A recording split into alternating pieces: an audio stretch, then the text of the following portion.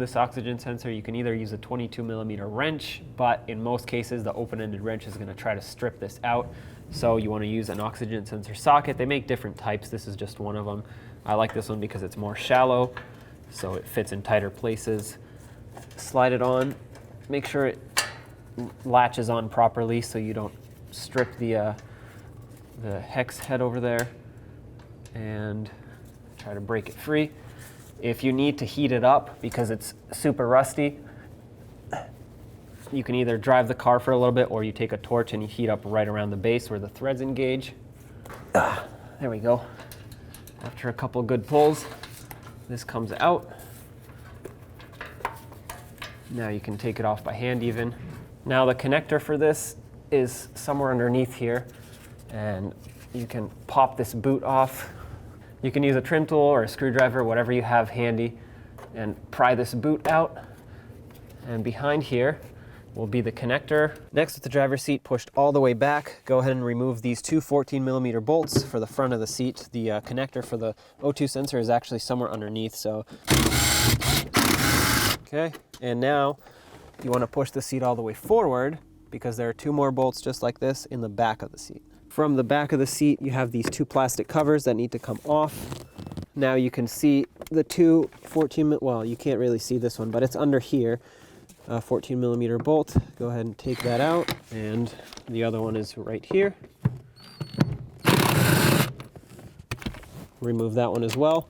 Now the seat is free to lean back. With the carpet peeled up, you can see this wire here. This is from the oxygen sensor, and it plugs into this harness right here. This is actually supposed to be clipped in right down here, but my clip is broken. I think someone's already been in here because this is also disconnected.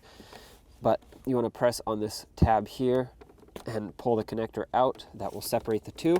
Now you can go underneath the vehicle and remove the sensor down through the floor.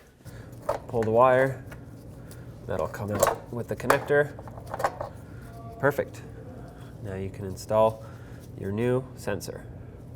Assuming you have your new oxygen sensor, go ahead and put it in. It should already come with anti-seize on the threads. If not, put some on. It can't hurt. It's just going to prevent it from getting stuck in there down the road.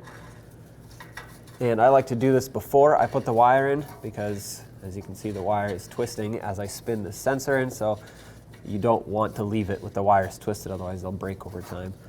And having it unplugged allows me to spin the rest of the wire. I'm going to use a 22mm wrench and snug it up. Usually when you tighten it, it's okay to do it with the wrench. I mean, it's okay to always use the wrench, but to loosen it, it's most likely going to strip it. To tighten it though, it's usually good enough to do it with the wrench. That's perfect right there. Now you can guide it through the floor. Try to push it up that way towards the back of the car because that's how it originally came. The carpet's most likely going to be in your way, so that's all that it's going to do for me. It's just going to bunch up in there. So at this point, I'm going to go up in the car, lift the carpet, and pull it in the rest of the way.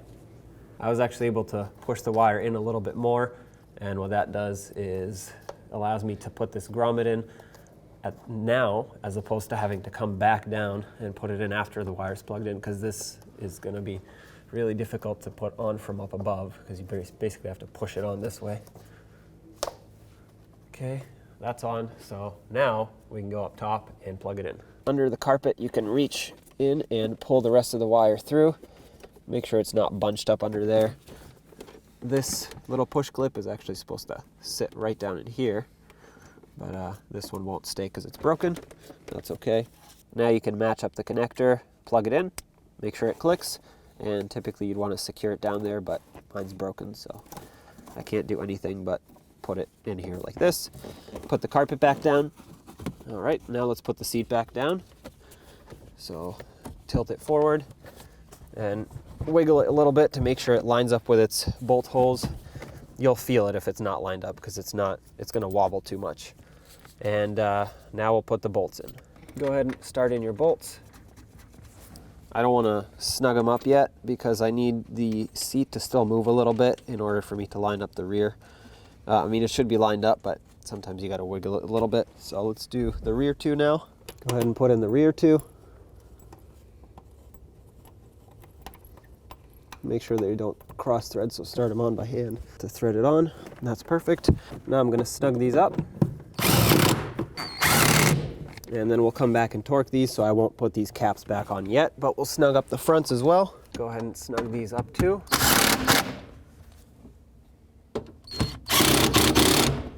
All right, now let's get the torque wrench. The torque for this is 27 foot-pounds. That's 27. Perfect.